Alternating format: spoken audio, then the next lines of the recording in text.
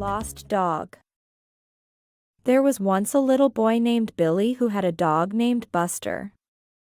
Buster was a very good dog, but he was also very curious.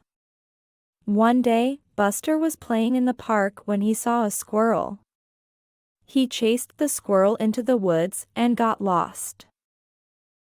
Billy was very worried about Buster.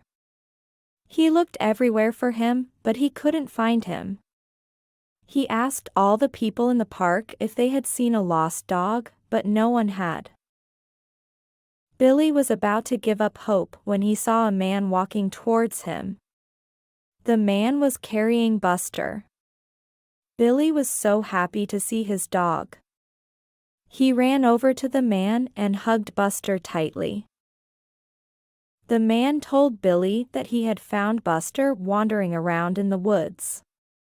He said that he was going to take Buster to the animal shelter, but then he saw Billy's poster and decided to bring him back. Billy thanked the man and took Buster home. He was so happy to have his dog back.